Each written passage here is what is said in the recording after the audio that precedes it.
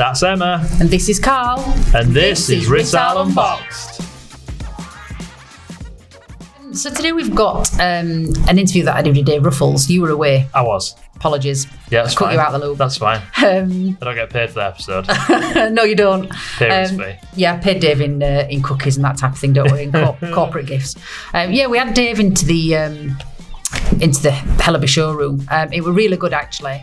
So David's obviously our vertical market manager for food and beverage. Yep. We've had him on previously. We have had David on previously, and we thought it was really good, actually, to talk around specification. Why is specification important to an organisation? Yeah. One, obviously, it's good from our perspective in terms of having our products specified by an end user. But actually, what we're trying to get to the point of is how it can really help manufacturers. Yeah. There's nothing worse, obviously, in terms of you've got production managers, maintenance managers, sustainability managers. They're all trying to run a huge manufacturing processing plant, for instance.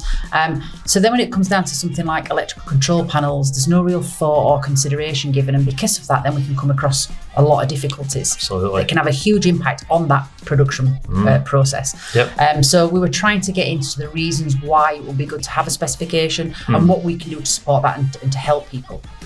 So we took it through a few videos just sort of having that discussion. Cool. Yeah, it's something obviously we're focusing on. We're gearing our business and how we communicate and work with people to down that route, aren't we? Just for them benefits you mentioned. So I guess the best way to learn about it is to pass over to you and Dave. Thank you.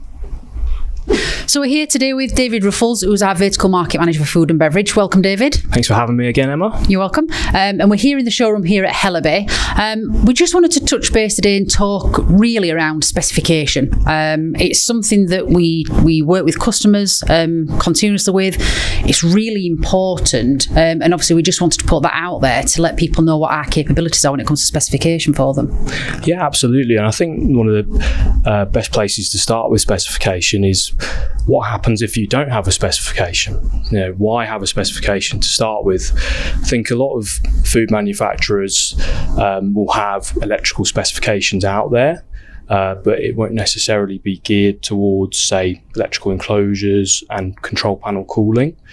And as a result, what we often see, unfortunately, is things that haven't gone 100% right on site. Yep. So whether that's things with enclosures, for example, due to water ingress or dust ingress because the original enclosure wasn't specified correctly, or in the case of panel cooling, the thermal calculations haven't been stipulated correctly in the specification. So there might be different ambient temperatures in different areas of the site.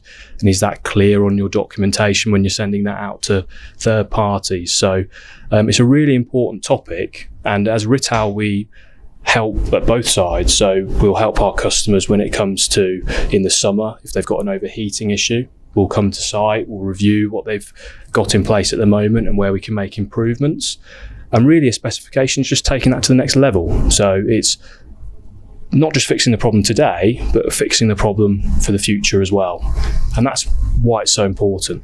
I think that's a good point to make, actually, because with a lot of specifications, I think from our perspective as well, if we know what a customer is actually using, we can then advise them if products are updated, if there's a new innovation, for instance, that comes along that we actually think would work really well in place something they've currently got.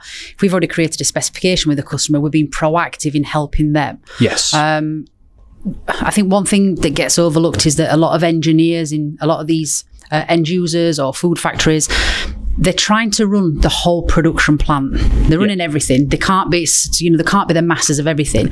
So to ensure that everything they have is exactly the right product, exactly the right components or software, that's a big task. It's a lot of knowledge to have. It's almost impossible to know everything as an expert, isn't it? It's a lot of research. It's a lot of keeping on top of standards. So that's where we come in, really, in terms of, look, we're the experts in enclosures, we're the experts in cooling. Let us guide you. Let us assist you with this. Let's take that problem away that you're facing in terms of you have everything else to deal with. Let's look after some of that for you. Exactly. I think, like I say as well, is it prevents issues further down the line. If you've actually selected the right enclosures in the first place and you've selected the right cooling, fundamentally things such as downtime. We're looking at we're forward planning on this side of things, aren't we? We're trying to eliminate some of those problems that customers face. From an electrical specification perspective, obviously when it comes to enclosures, we have a variety of different enclosures for different applications, different environments. This one obviously is a specifically food and beverage one. So again, we could advise customers which enclosures you should be using, which accessories work well with this, but we would assess that after speaking with the engineers in terms of what their requirements are, wouldn't we? Definitely. So the way I like to approach a specification is to make it bespoke to the requirements of the site. So it could be that the site has various different areas of production. Certainly in food and beverage, particularly if there's open processes for food, you're going to find wash down areas and things like that. So it's important that you need to have things specified that are appropriate for those areas where you're doing high pressure wash down or potentially high temperature cleaning or chemically using chemicals for cleaning purposes as well. You need a different specification for those areas of site than you do for, say, the packing area where perhaps those activities aren't being done. So we would approach it by looking at what areas of site exist today, the sort of ambient temperatures that you're dealing with, the sort of cleaning regimes you have, whether it's a dusty product, if there's any considerations in the environment that we need to take into account. For example, corrosion can be a big problem as well in things like breweries and bakeries. Yeah. And then we can effectively write a spec for each area of site. It tends to be that it's only a handful of areas, maybe 3 or 4, that we have to differentiate. And then you'll have a spec that covers basically everything that's outside of those difficult areas as well. So, David, another thing that we can offer as part of a specification package is return of investment calculations, and obviously power consumption, that type of information to customers. The Bluey Plus unit, we know, is extremely energy efficient, but obviously sustainability targets are a massive discussion point amongst a lot of end customers. They're trying to reduce the carbon footprint, they're trying to reduce energy costs.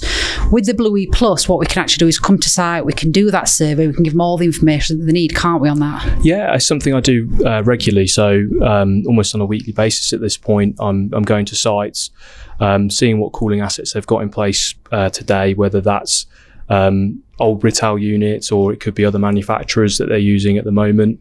And we're fortunate to have the Bluey Plus in our range and the Bluey Plus S, which are the world's most efficient cooling units. They save around 75% on energy costs and energy consumption versus the previous generation. And as a result, they have a great return on investment. And with limited work involved as well, it's just a case of enlarging a cutout or possibly even using the same cutout on the panel. So yeah, it's a really good way to save energy across site with limited investment really.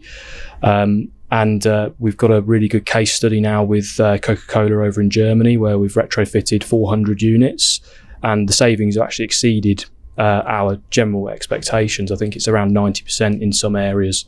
So yeah, it's definitely an area that we can help with on the environmental targets front.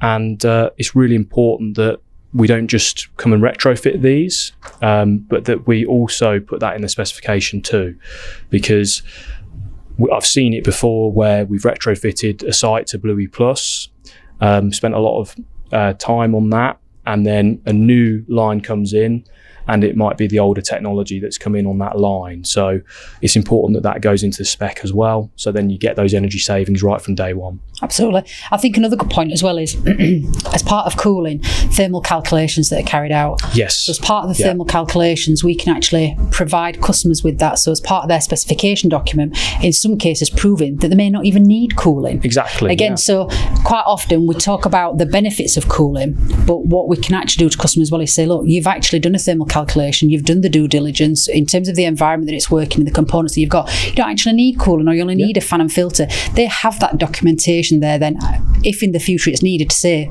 we've done these checks, we've done definitely what we needed to do. We've seen factories in the past that have got coolers when we've checked the consumption.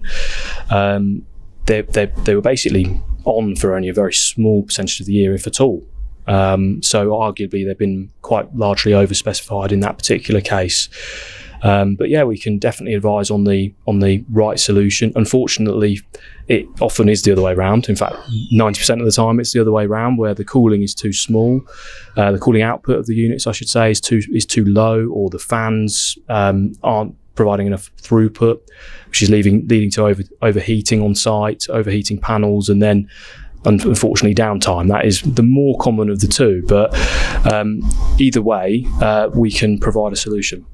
I think, basically, to summarise, really, a specification document is giving the end user peace of mind. Yes. That's what it's about. It's giving them peace of mind that they've selected the right components for the right application and the right technologies. Exactly. Yep. So, meaning basically that when they are having large projects, the equipment that they're investing in is right for the job.